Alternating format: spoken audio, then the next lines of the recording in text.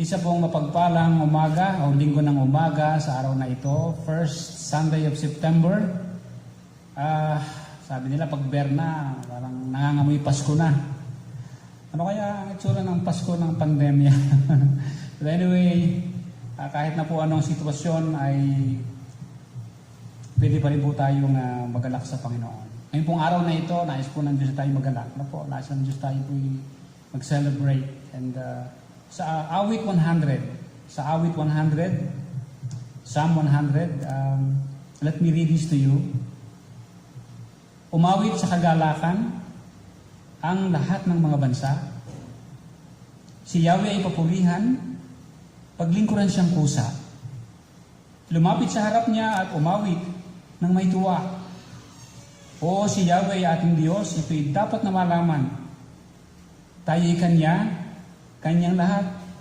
Tayong lahat ng nilalang. Lahat tayo'y bayan niya kabilang sa Kanyang kawan. Pumasok sa Kanyang templo na ang puso'y nagdiriwang. Umaawit, nagpupuri sa loob ng dakong banal. Purihin ang ngalan niya at siya'y pasalamatan. Mabuti ang Panginoon. Pag-ibig niya'y walang hanggan. Siya'y Diyos na mabuti at laging tapat. Kailanman. Amen. Amen po. So, sabi po dito, tayo rin pumasok sa bahay-sambahan na mayroon pong pagdiriwang at kagalak. Dahil ang Diyos po ay mabuti. Sabi po ang ginawang dahilan dahil ang Diyos po ay pag-ibig, mabuti, at siya po ay walang hanggan. Ang kanyang kabutihan ay laging walang hanggan at laging tapat siya. Kailan pa man. Amen po ba? So, sa paglagawa natin sa Panginoon, tutuloy natin handa rin mga puso, kalooban, at kilalanin po natin ang kabangan ng presensya ng Panginoon. Tayo po'y manalangin. O minamahal na Diyos, ang mga makapangyarihan sa lahat, kayo po'y nagnanais na sa paglapit po namin sa inyo ay naroon po yung aming kagalakan, ang aming pong pagpapasalamat, ang aming pong pagdiriwang, sapagkat tunay nga naman ang inyong katangian, ang inyong pag-ibig, ang inyong kabutihan, ang inyong katapatan ay hindi nagbabago. Nagbabago po ang environment namin, nagbabago po ang kalalagayan ng aming kapaligiran, ng aming mundo. Nagbabago rin po yung aming feelings, ang aming damdamin. Ngunit Lord, kayo po ay nananatiling kayo. And so Lord, inihanda po namin, aming pinipili ngayon na alalahanin kung sino kayo. Na kayo po yung Diyos na tapat, ang Diyos na karapat-dapat, na sa inyong presensya kami po ay nagdiriwang. Dahil kayo po ay ang Diyos na dapat ipagdiwang. And so Lord, we are here, we are ready, Lord, to worship the King of Kings, the Lord of Lords, the God of Gods, ang Diyos na nagmamahal, ang Diyos na compassionate. Ama, of course, lagi po naman na hindi po lahat, lagi pong mayroon pong mga hindi nawawala minsan yung may mga dinadala, may mga kabigatan, may mga problema, may mga nasa kalalagayang mahirap ang kalalagayan nila. Physically, maaari sila po may karamdaman. Emotionally, maaari sila po ay mayroon pong kalungkutan dahil may pangyayari sa buhay nila na hindi nila agad naasahan. Ngunit bagay na masakit sa kanilang paningin, Panginoon. Ang iba po ay hurting because of financial needs. Hurting because of so many problems, Lord. Ama, at this moment, may we ask you to place your hands upon them, Lord. Lay your hands upon them, O God. And please, Lord, heal them. Pagalingin niyo po sila sa gawang mga karamdaman yan. At palitan niyo po, Ama, ng galak ng kanilang mga puso. Expectation and faith. More faith and hope. Alisin niyo po kanilang paningin, Panginoon, sa mga bagay na talagang mahirap. Enable them, Lord. Lift them up, O God. Lift their spirit, Lord. They need it, Lord. Thank you so much. We ask of this in the name of the Lord Jesus Christ. Amen and amen. Isang mapagpalang umaga po sa ating lahat. tunay na mainam na umpisahan ang araw ng may papuri at pasasalamat sa Panginoon. Kaya't sama-sama natin siyang awitan at sambahin.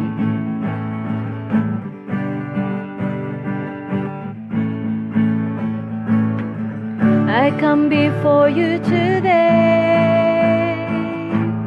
and there's just one thing that I want to say. Thank you, Lord. Thank you, Lord, for all you've given to me, for all the blessings that I cannot see. Thank you, Lord. Thank you, Lord. With a grateful heart, with a grateful heart, with a song of praise, with an outstretched arm, I'll bless your name. Thank you, Lord. I just wanna thank you, Lord. Thank you, Lord. I just wanna thank you, Lord. Thank you, Lord. We thank you, Lord, for all you've done in our lives.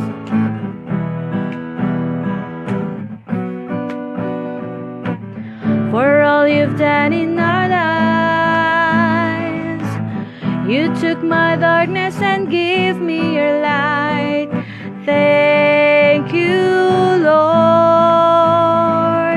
Thank you, Lord. You took my sin. You took my sin and my shame. You took my sickness and healed all my pain. Thank you, Lord. Thank you, Lord. With a grateful heart, with a grateful heart, with a song of praise, with an outstretched arm, I'll bless your name. Thank you, Lord. I just wanna thank you, Lord. Thank you, Lord. I just wanna thank you, Lord. We thank you, Lord. Thank you, Lord.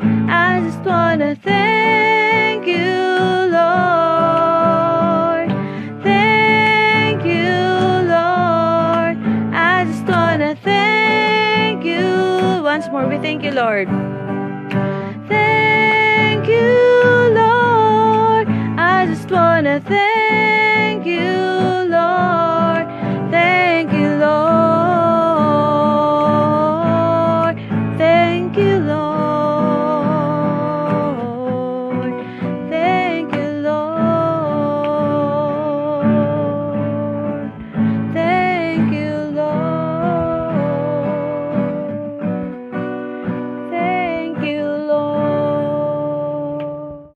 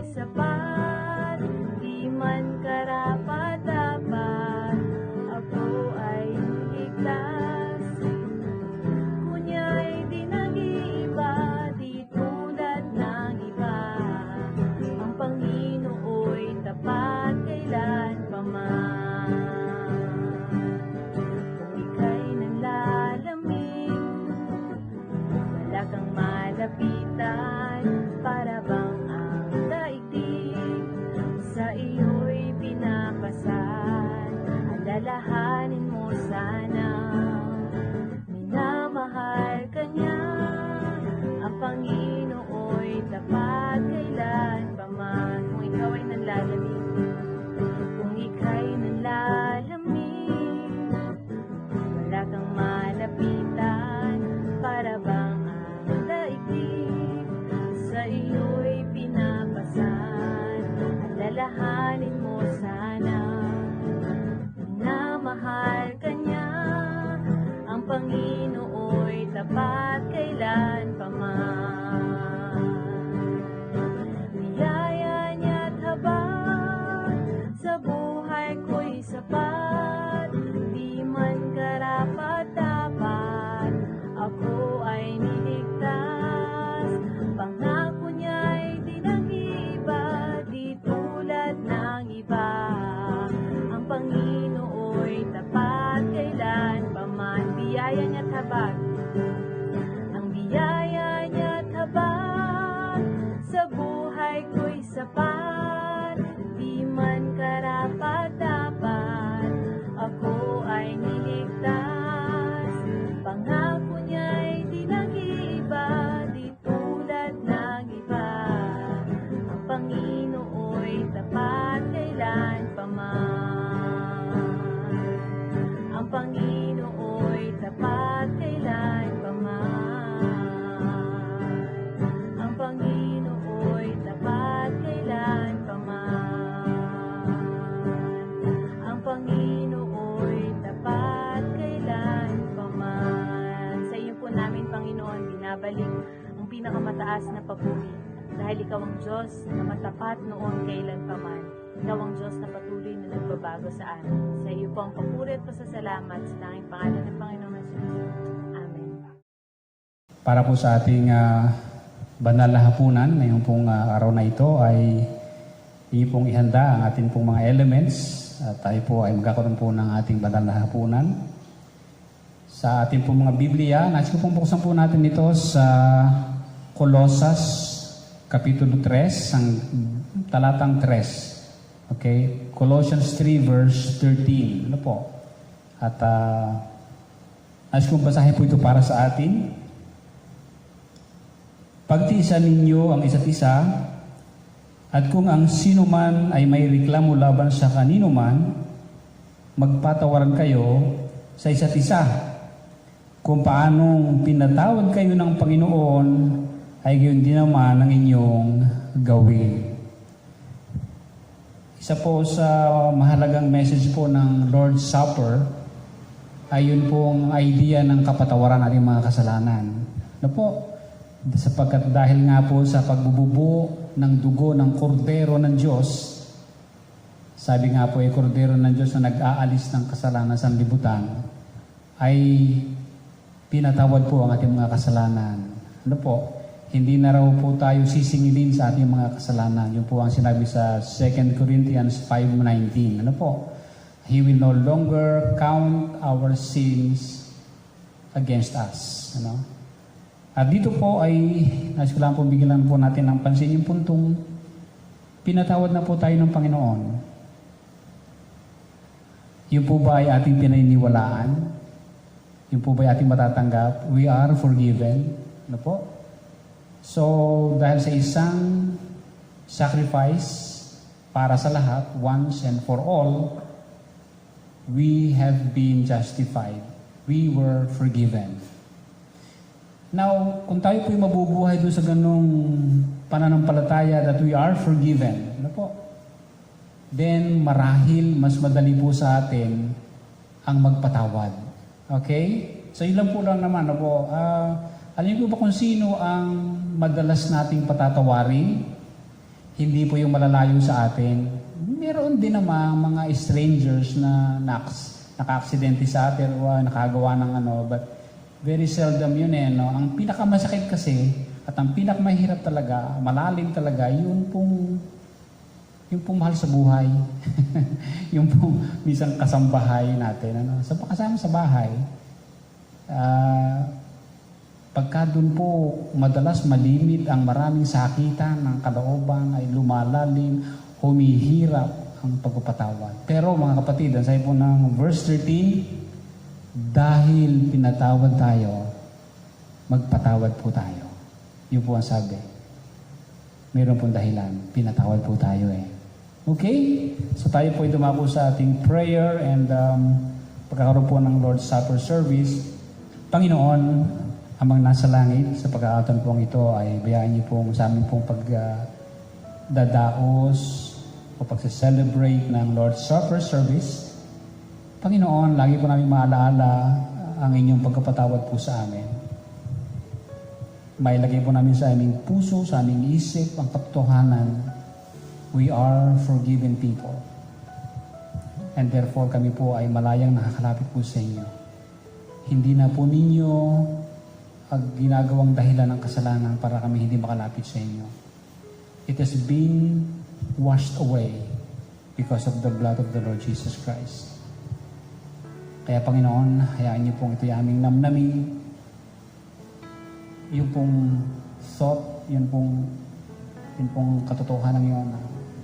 We are forgiven or our sins are taken away. Wala na po, inalis na po yung kasalanan sa amin. As if for you, Lord, kami po'y malinis. Kami po'y malayang makakalapit sa inyo. Salamat, Panginoon. Ngayon po sa amin pong pagdadaos nito, ito na po maging pagpapala po para sa amin. Sa pangalan ng Panginoong Jesus, ito po ang aming dalangin. Amen and amen. Okay, sabi nga po ng Biblia, nung daw ang ating Panginoong Jesus, nung gabing siya ay pagkanulo, siya ay dumampot ng tinapay, pinagpira-piro siya ito at nagpasalamat at ang sabi, ito ang aking katawan na binibigay para sa inyo, kanin ninyo bilang pag-alala sa akin. At pong kanin, ang tinapay, nag-symbolize ang kanyang katawan bilang pag-alaala sa kanyang kamatayan.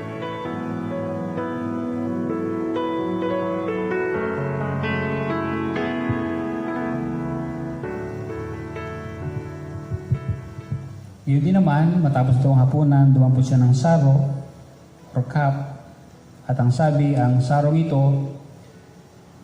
ay ang bagong tipan na pinagtitibay ng aking dugo. Tuwing inumin nyo ito, gawin niyo bilang pag-alala sa akin. At pong inumin bilang pag-alala sa dugong na tigis na buhos sa krus ng Kalbaryo sa ikapagpapatawad ng mga kasalanan. Tikman naman.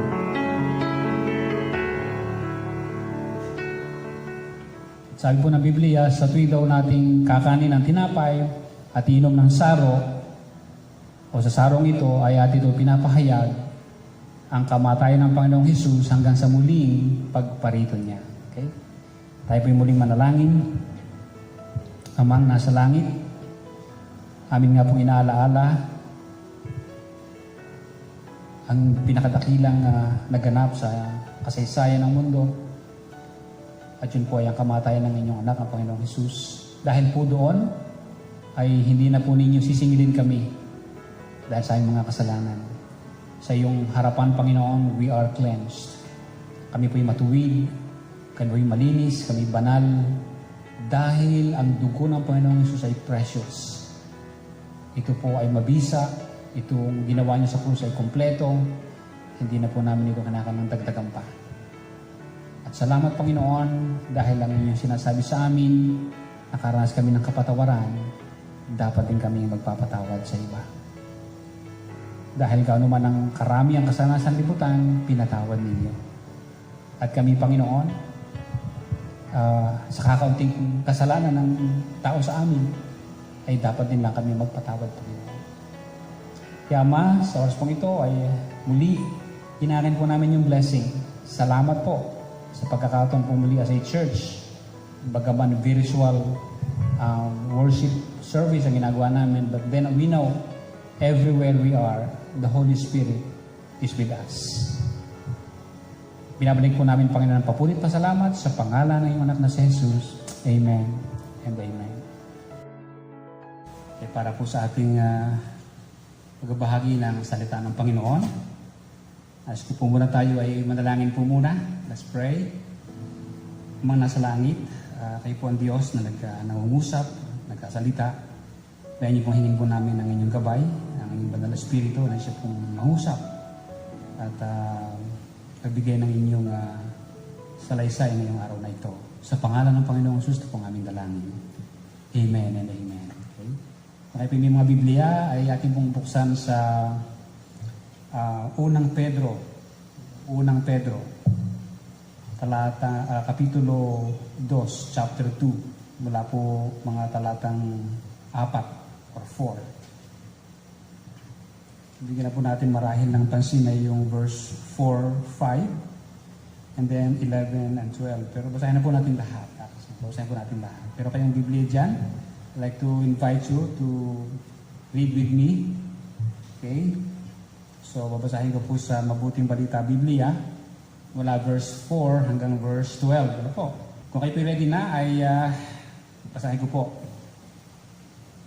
Mula verse 4. Lumapit kayo sa Kanya. Siya ang batong buhay na itinakwil ng mga tao, ngunit pinili ng Diyos na mahalaga sa Kanyang paningin. Tulad ng mga batong buhay, maging bahagi kayo sa isang templong espiritual. Bilang mga paring itinaga para sa Diyos, mag-alay kayo sa Diyos ng mga handog na espiritual na kalugod-lugod sa Kanya alang-alang kay Kristo Jesus. Sapagkat sinasabi ng kasulatan, tingnan ninyo, inilalagay ko sa Zion ang isang batong panulukan, pinili at mahalaga. Hindi mapapahiya ang sinumang sumasampalataya sa Kanya. Kaya nga mahalaga siya sa inyong mga sumasampalataya sa Kanya, ngunit sa mga walang pananampalataya, matutupad ang nasa kasulatan, ang batong itinakwil ng mga tagapagtayo ng bahay ang siyang naging batong pundasyon at batong katitisuran ng mga tao, batong ikadadapa nila. Natisod sila sapagkat hindi sila sumunod sa salita ng Diyos. Ganon ang nakatakda para sa kanila. Ngunit kayo ay isang lahing pinili, grupo ng maharlikang pari, isang bansang nakalaan sa Diyos, bayang pag-aari ng Diyos, upang magpahayag ng mga kahangahangang ginawa niya. Siya ang tumawag sa inyo mula sa kadiliman patungo sa Kanyang kahangahangang kaliwanagan. Kayo'y hindi bayan ng Diyos noon, ngunit ngayon, kayo'y bayang hinilang niya. Noon pinagkaitan kayo ng habag, ngunit ngayon tinatanggap ninyo ang Kanyang habag. Mga minamahal, nakikiusap ako sa inyo. Bilang mga dayuhan at pansamantalang naninirahan lamang sa daigdig na ito, talikuran na ninyo ang masasamang hilig ng katawan na naghihimagsik laban sa inyong kaluluwa. Mamuhay kayo ng maayos sa gitna ng mga hintil upang kahit na pinaparatangan nila kayo ng masama, kapag nakita nila ang inyong mabubuting gawa, ay magpupuri sila sa Diyos sa araw ng ng Kanyang paghuhukom. Ang Diyos na po magpapala sa pagkabasa ng Kanyang banal na salita. Tayo po ay magpapatuloy. Dito po sa nabasa po natin ito, nais ko lamang po magbahagi ng yung pagsasalarawan po ng Diyos, 5 pagsasalarawan o 5 portrait, 5 larawan na binibigay po dito tungkol po sa mga mananampalataya. Ano po yung mga larawan na po natin dito? Ano yung pagsasalarawan ng Diyos puro sa atin? Ano po? Alam niyo po, maliban sa yung ating alam na ating identity na tayo po yung mga anak ng Diyos, yan po, ano? Ay nais ko po dagdagan po ito ng mga ilang bagay nga po dito, 5.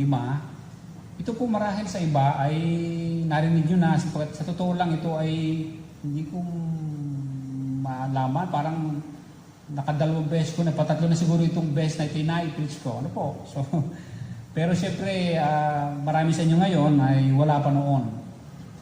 At doon naman sa mga noong pa inaroon na, hindi ito yung magiging refresher. Ano po? Pero sa mga marahil bago lang nyo itong marinig, hindi ito yung karagdagan. Nais ko pong makita po natin ito, nang sa ganun po ay ma-appreciate natin, tumaas po yung ating pagtingin sa ating sarili gaya ng tingin ng Diyos. Baka naman sobrang baba ng ating tingin sa ating sarili, ano? Ganon. So, ito po yung pagpahalaga at yung pagkasalarawan ng Diyos po sa atin. Ano po? Ano po yung 5 yun? Number 1, ay sa verse 5, ang sabi po diyan, tayo raw po, mga mananampalataya, individually and corporately ay templo ng Diyos. Or tahanan ng Diyos. Naku, sabi nga po diyan, di po ba? Sabi nga po diyan sa verse 5, at tulad ng mga batong buhay, maging bahagi kayo ng isang templong spiritual. So, we are a spiritual temple. Kung noong unang panahon po ay meron talagang physical at totoong templong yari sa bato, yung pong ginawa ni Solomon at mga iba pang sumunod, at yun po ay kung saan na doon po ay tumatahan ng Diyos. So, ngayon po, ay ang tinatawag kong tunay na templo ay tayo, ang mga tao. Ang ating puso, ang ating buhay, at kung tayo po ay nagkakasama-sama sa ating kalagitnaan, nandun po ang Diyos. That's why, sabi nga, as an individual at bilang corporate, tayo po ay templo ng Diyos. Yun po ang ibig lang sabihin po noon. Ano po? So, alam niyo po, naisip ko, ano bang kahalagahang ma-realize natin na tumatahan sa atin ng Diyos? Bigla lang po manok sa isip ko yung idea na usually kapag po tayo nanonood ng comics or movie na usually pag atin napanood po yung mga superhero, di ba, movie, di ba usually yung bida doon ay kaibigan niya yung superhero o kaya ay sumasa kanya ang superhero at secure na kanyang buhay kasi every time na mayroong danger, nandun agad, ganun eh, no? So parang secure na secure. Now, imagine yung Diyos mismo. Hindi po siya hindi lang siya ang superhero, hindi siya po yung Diyos mismo, creator of the heavens and the earth, the most powerful, the one powerful God, ay siyang sumasa atin. Can you imagine yun? Lalo natin ma-realize, nga, no? He is more than superhero. Nakatira sa atin. Pangalawa, sabi po diyan doon sa verse 5 din, tayo din po ay mga pari. Di ba sabi diyan, bilang mga paring itinilaga ng Diyos, ano? Sa English, of course, priest ang ginamit. Sa ating sa ating term sa Pilipino ay pari, ang priest, ano po. Sa mga ngayon lang nakabasa nito, ngayon lang ito narinig, sana ma-realize mo o natin, ano, na ang tunay na pare ang mga mananampalataya. Okay?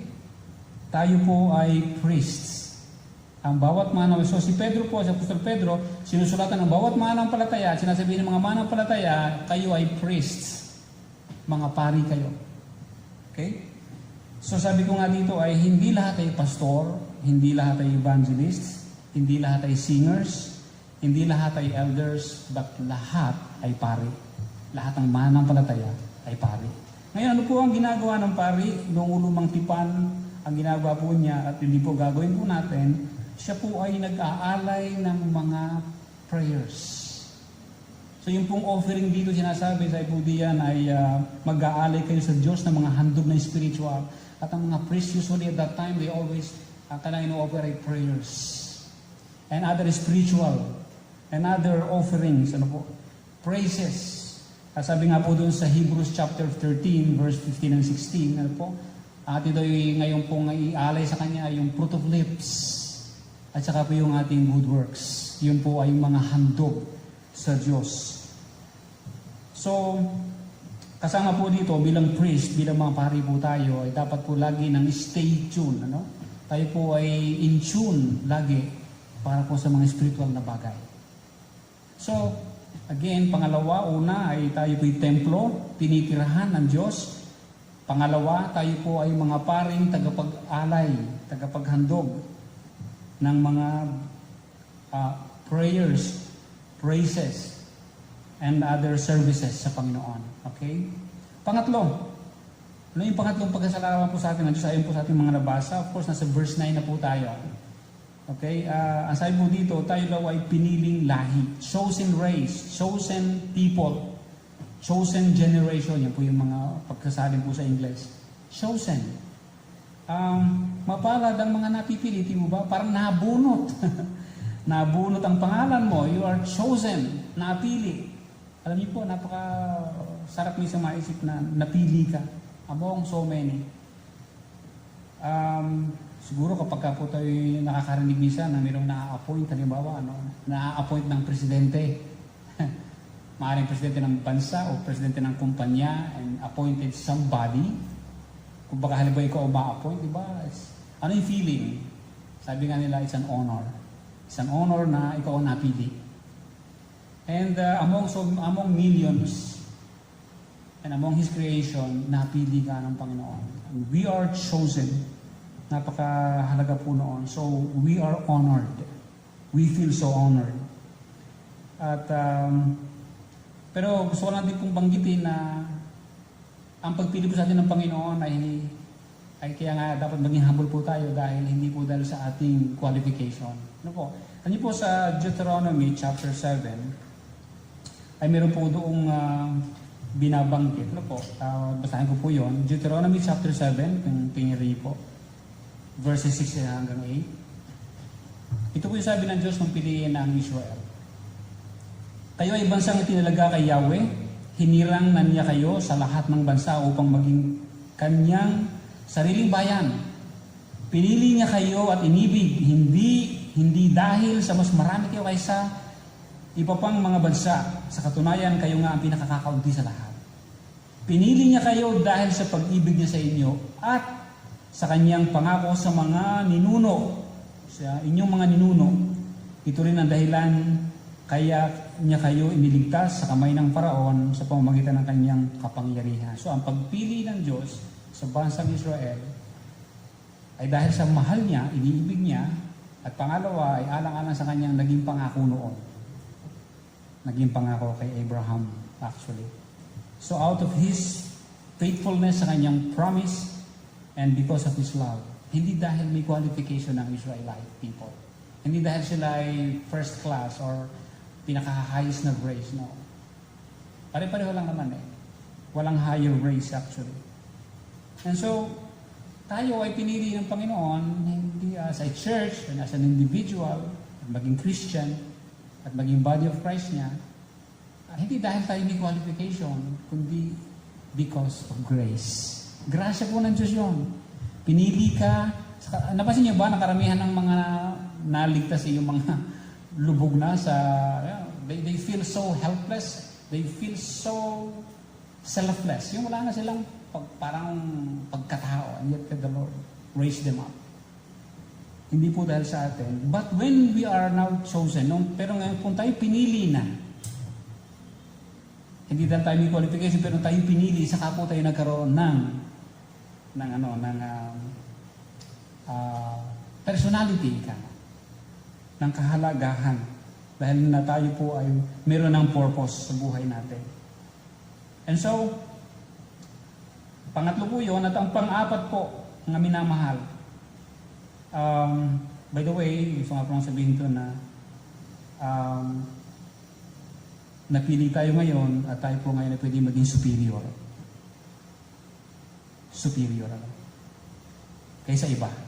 Dahil napili na po tayo. At ang pang-apat, na pagkasalarawan po sa atin, ayon po din sa verse na yan, verse 9, ay tayo rin din po ay bayang banal. Siguro na, kung banggitin ko yung something, ang highlight po din yung banal. Ano po? Again, simple lang po. Na-share ko po sa inyo, nag-preach na po ako about tayo po ay mag-ibanal sa Diyos. So, simply, ang ibig na sabihin po noon ay exclusive for God tayo. Para sa Diyos lang po tayo. Kanya nga po, kung halimbawa tayo raw po ay magkakaroon ng ibang Diyos, kung tayo raw po ay mayroong ibang mamahalin, tayo po ay mga taksil. Yun po ang ibig sabihin. Because we are for God. Para lang tayo sa Kanya. Ano po? At ang last but not the least na pagkasalarawan po sa atin ay tayo po'y pag-aari ng Diyos. Sabi nga dito, God's own possession. Okay, God's own possession. Pag-aari. Okay, bukod sa nakapagbigay po ng dignidad, pagka po ang nagmamayari sa atin ay somebody na may sinasabi. Very significant. No? Ganun po yun eh. Yung pong nagmamayari ang nagbibigay ng dignity. Naalala ko lang po minsan, nagkaroon po ng pag-auction ng sapatos, yung pong legend ng NBA, no? Si Michael Jordan. Ay sobrang napakamahal po ng kanyang pinaglumaang sapatos. Why? Kasi legend po yung nagmamayari. Pero totoo lang, yung pong sapatos na yon ay minas-produce At marami ding ibang bumili. The same shoes. Hindi ko na sabihin ko anong brand, ano? The same shoes. Pero, yung ibang bumili nung the same shoes ngayon, na may pera din, kaya nakabili ng ganong mamahal. Pero nung paglumaan nila, hindi naman mahal, hindi naman mabibenta ng mahal kasi hindi naman kilala yung nagbayad ng sumuot. Ay kasi itong NBA legend, kilala, kaya yung nung ipagbili, nung naging luma, di pinagbili, mas mahal pa kaysa bilhin ng bilhin niya. Parang ganoon din po na tayo, nung bilhin tayo ng Diyos, remember, binili po tayo ng Panginoong Diyos, and that's why we are kanyang pag-aari. Tayo po ay pag-aari niya dahil anak niya tayo, at tayo po ay binili niya, at tayo po ay ginawa niya. So tatlo po, no? By virtue of being a child niya, created niya, and bought by Him. Talagang tayo po ay pag-aari niya. Nandun po yung idea na nobody can touch us. Walang po pwedeng gumalaw nang hindi dadaan sa Kanya. Right? Pag, di ba, pag meron pong bagay o lugar na pag-aari ng isang makapangyarihang tao, hindi niyo pwedeng galawin yung bagay na yon. Or else, mananagot kayo sa may-ari, ay paano kung makapangyarihan yung may-ari na yon? Matapang, makapangyarihan. Huwag niyong hihipuin, huwag niyong gagalawin ang isang bagay na pag-aari niya. Mangyayari lamang yun, malibang meron siyang pahintulot na galawin niyo ang mga bagay na pag-aari niya. So tayo po, ni ang Diablo, hindi po tayo pwedeng galawin nang wala siyang pahintulot, nang walang pahintulot na nagmamayari. Safe, very safe po tayo. Natin po natin yon because we are God's own possession. Tayo po yung pag-aari ng Panginoon. Yun po ang sabi sa verse 9. Kaya naman, dahil po sa ating kalalagayan ito, dahil sa pagpapalagay na ito sa atin ng Diyos, o pagkasalarawan po sa atin ng Diyos ng ganito, verse 11 and 12 ay naroon po yung ating mahalagang mission. In-expect po ng Panginoon Diyos na tayo po ay maging excellent, na tayo po ay maging superior sa atin pong buhay, sa atin pong pamumuhay, sa atin pong pag-uugali, sa atin pong behavior, habang tayo po ay nasa sa gitna ng mga makasanlibutang tao in this generation. Inaasahan po ng Panginoon, gaya po na sa verse 10, na tayo raw po ay galing sa dilim, napunta ng kaliwanagan, na dapat po tayong magliwanag. So, sabi nga po diyan, wag na raw po tayong sumama sa sanglibutan sa paggawa ng mga hilig ng laman o ng katawan. Alam niyo po, sa mundo, ang mga makamundo ay maluwag sila kasi ito pong mundong ito ay sa kanila yung playground at sila po yung malaya gawin ang nilang gusto ng hilig ng laman. Pero mga minamahal, tayo po, sino po tayo? Tayo po yung pinili, tayo po yung pag-aari, tayo po ang banal, tayo po ang templo, tayo po ang pari ng Diyos. Tayo po ay sa lugar na ito, para sa atin po ang lugar na ito ay battlefield. Battlefield. At ang gagawin po natin, kukuhanin pa po natin yung ibang mga ikukuwari ng mga bato, at yun po yung mga hindi pa naliligtas na dapat maligtas para mapasama muli dito sa pagbubuo ng spiritual temple ng Panginoon. At ang ating pong mission with the Lord Jesus Christ ay yung pong aking sinare din po, naulit ko lang po muli nung last Sunday, that we are looking and we are hastening the coming of the Lord Jesus Christ by being witnesses for the Lord. Magitan po ng pagbabahagi ng mabuting balita ng Panginoon. Magitan po ng ating pagbabahagi ng ating mga patotoo, kano kabuti ang Panginoon, and hopefully pag narinig nila, we can share kung paano sila tumanggap sa Panginoon. Tanggapin ng Panginoon bilang tagapagligtas. At purihin po ang Diyos, at nawa nga po ay naging pagpapala po ang bagay na ito. For those na nakaalam na situation, I feel good now. May ginakita naman ninyo. Fast recovering. So, meron lang akong minomonitor. I'm BP. so far naman ay medyo awis naman, konti lang medyo pagtaas. But by and large, I feel great, I feel good, and okay. So tayo manalangin. Lord, maraming salamat po sa muli sa oras na ito at bayaan niyo pong aming patuloy na kilalanin ang inyong pagsasalarawan po sa amin. Thank you, Lord, for what you have made of us. Na kami ay special sa iyo, mahalaga sa inyo, and you made us who we are dahil meron kaming misyon. At para maging fit po kami sa mission, at that is, yung pa pong mga ikukuwari pa ay patuloy pong makuwari. Yung pong mga dapat maligtas pa ay patuloy pong maligtas. Na sa ganun, Panginoon, ang inyong pagbabalik ay mapadali. At totoo lang, Panginoon, ay parang ayaw na po namin matagtaga pa ng maraming pandemya pa. Mga pandemya ang darating sa buhay. So Lord, nawa nga po, Ama, ay sa inyong tinakdang oras at araw ay tunay na kami po ay maging handa. At kami maging instrument para po din sa pagbabalik ninyo, Panginoon. Again, we give you back the glory and honor. Sa pangalan po ng Panginoong Jesus na aming dalangin. Amen.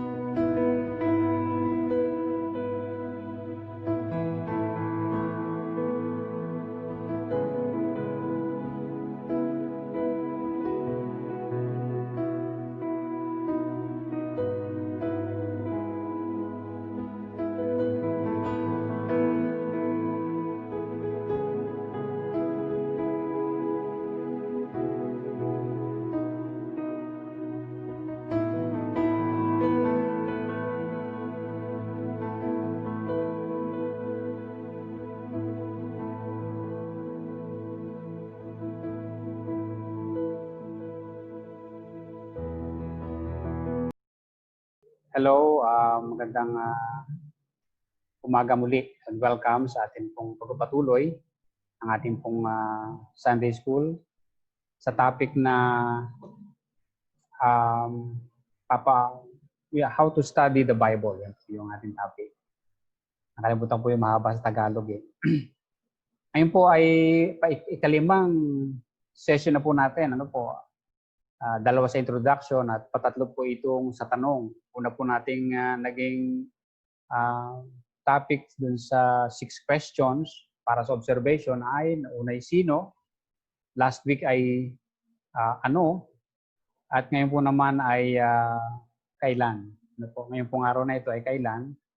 So, yan po ang ating topic ngayon. Tanong na kailan. Hopefully maiksi lang po naman talaga ito dahil hindi ako nakapagbigay po ng assignment, so wala kayo talagang na-exercise, and hindi naman po tayo maghahaba dahil video po ito. I can only give you 1 minute para po sa exercise, kaya po hindi siguro ito masyado mahaba. Hopefully. Yan. So una po ay ano po muna yung kahalagahan ng tanong na kailan, yung when. Bakit natin itinatanong ang when? Ano?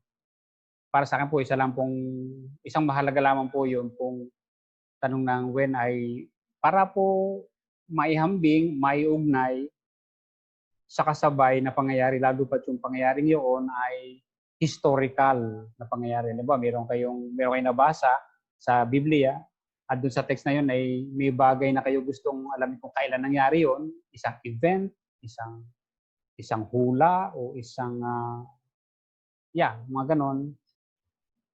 Ngayon, ayun ay kung alam nyo kung kailan nangyari at dun sa pangyaring yun ay may mga kaugnay ng mga historical facts dun sa panahon na yun or background ay malaking bagay. Ano po?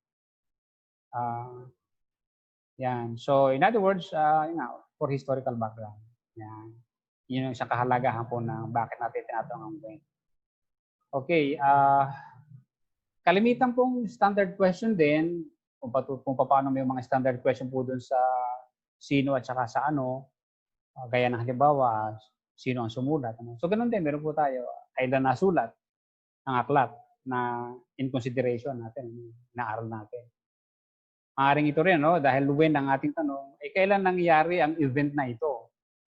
Itong when kasi ay mas very helpful po ito kapag ang ating pinabasa ay narratives or mga gospels. Ano po? Sa gospels kasi, ano yan, events po yan, mga pangyayari po yan, ano po? Kasaysayan. Kaya po, mahalaga yung chronology, mahalaga po yung pagkakasunod-sunod, yung panahon. Yan. And kung ito'y hula or prophecy, ay kailan nangyari itong prophecy? O kaya ay kailan mangyayari? Nangyari na kaya? So ito po yung mga maaring questions po natin. Okay, punta po tayo sa ating pinaka-exercise. Tingnan po natin yung passage. Ito po ay John 13 verse 1. Ito po yung tungkol sa Lord's Supper. So, pwede kayong gumamit ng inyong version. May biro kayo sa English. But in 1 minute, gusto ko pong muli ay maglista lang po kayo. It's just an exercise for your own self, para sa inyong sarili. Kahit mga ilan lang. In 1 minute, makailan kayo nang ilalagay ng mga tanong na kailan. Kailan. Yan, ano po. So, yun po yung inyong exercise po natin ngayon. Ngayong Sunday school. Pero po tayo ng workshop ng kaunti. Okay? So, your time starts now. Yan. 1 minute po. Bigyan ko kayo ng 1 minute. Just an exercise.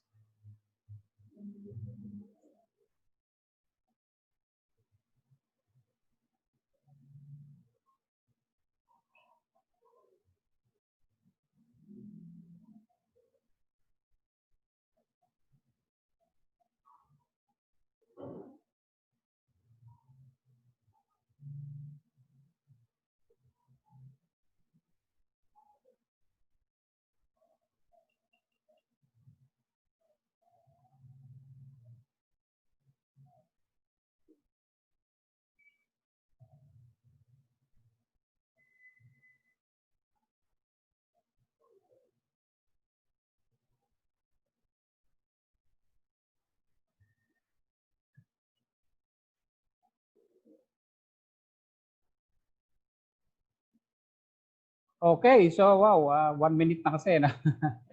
Kung kayo may habay nakalima man lang na, napakagaling na ng observation, skill, ano po. So sige, try po natin. Ito po yung ilang mga pwede ninyo na makita, tanong, at pwede nyo check kung pareho yung inyong mga nakita or at least meron kayong iba, so maganda rin po yan. Halimbawa, kailan naganap ang pista na ito? Yan? Pista ng Pasko, kailan naganap ito? Yan ang tanong. Yan. At sa tanong na yan, of course, kung sasagutin yan, baka magkaroon ng research na pagbigan. Kailan naalaman ni Jesus ang pagdating ng kanyang oras? Yan. Pwede yung sulat nga pala. Kasi baka hindi ko na babalikan dito eh. No? O in-note niyo po yun. O kuhanan niyo ng picture. Number 3, yan. Kailan itong sasabing oras? Yan. Number 4, kailan kaya sinimulang minahal ang kanyang alagad? Kasi nakalagay dyan yan, no?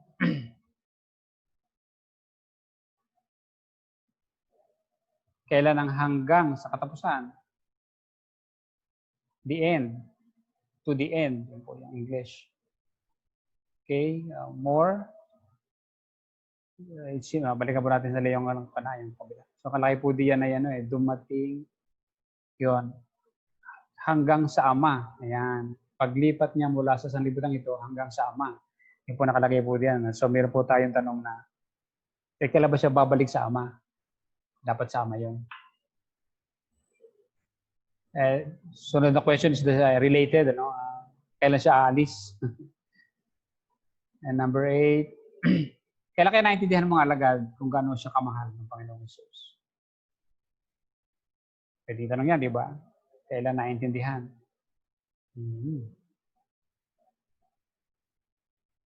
Okay, tapos na po yung ating exercise. Now, bigyan kayo ng chance na magkaroon po ng pagkakataon mag-exercise nang hindi kayo may on your own time. Ang susunod po natin mga questions pa na dadaanan ay where, why, and how, ano, yun, tatlo pa, ano. So, try natin kung kaya natin mapabilis po ito. So, para po sa ating assignment, ay take na lang niyo po ito, dalawa lang po naman ito. Number 1 ay yung saan, yung tanong na saan or where. At ang ating passage po diyan or talata ay John 4:7. At yun, sabi nga isulat ang pwedeng mga tanong na saan mula sa teksto niyo. As much as you can. Saan? Ito po ay, kung yung mapansin niyo po, yung sa Samaritan woman. Ayan, tungkol sa story ng Samaritan woman. Chapter 4 ng John. Yun po, no? And then yung padalwa po ay dun sa tanong na why or bakit. At ang ating teksto po ay John 6:12. Yan yun po yung feeding of the 5,000 men. Pagpapakain po ng 5,000 kalalakihan lang. So, ang inyong tatanong po diyan ay bakit? Tungkol po naman sa bakit na tanong. Yan. As much as you can also. Kasi meron naman kayong time para gawin yan. Okay? So, yan po yung inyong assignment for next week po yan. For next week. At pag nakita po tayo, ay yan po yung ating tatalakayin. We can compare para po at least makita natin kung kumusta yung ating naging mga observation. Sayang nga lahat, hindi ko makikita yung inyong mga sagot Alright, so ito lang po yung ating pag-aaral. Okay. Sana nakatulong. At again, the pattern. Tayo po yung manalangin. Dakilang Diyos sa mga nasa langit. Dayan po ninyo na salamatan namin kayo purihin sa pagkakataong patuloy na kami nag-aaral, nagsasanay. At tuwa, Panginoon, sa iyong mga kapatiran, sa lahat ng nakasama ko sa pag-aaral na ito, ay bigyan niyo po sila, Ama, na patuloy na pag-increase sa kanilang skill. At later on, Lord, pagka po nakompleto na namin ang mga aral na ito, ay ma-integrate po namin lahat ito at maging kompleto po yung skill namin para po sa mas makabuluhan at nga ay makapakinabang na paano mag-aaral ng iyong salita. Diyos na dakila sa lahat, patuloy kami pagpapalain sa oras na ito. Sa pangalan ng Panginoong Hesus, ito po ang aming dalangin. Amen and amen. Para po sa ating pagtatapos sa panalangin o closing prayer, bako po tayo. Amang nasa langit, muli kami po ay nagpapasalamat, nagpupuri sa inyong pagkakaloob sa amin ng oras, kalakasan, biyaya, Ama, ng desire to worship you and willingness, Lord, na mag-join. Lord, maraming salamat dahil hindi po ito sa magitan ng aming lakas, kundi sa iyong lakas.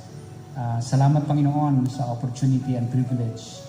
At right now, Panginoon, ay bayaan niyo po na akin lamang pong hingin sa inyo, Panginoon, sa aming pong muling pagharap ng another week or this week, Panginoon, ay iba yung tagumpay, iba yung positibo at pag-expect ng inyong pagkilos at paggawa sa aming buhay. Ama, hindi po ako magtitiwala sa aming sarili sapagkat kami po ay likas na may kahinaan, ngunit Ama, sa pagitan po ng iyong Espiritu na nananahan sa amin, Lord, doon po kami hawak at sa inyong biyaya at grasya, magagawa po namin ang lahat ng bagay sa pagitan po ng kalakasan mula po kay Christ.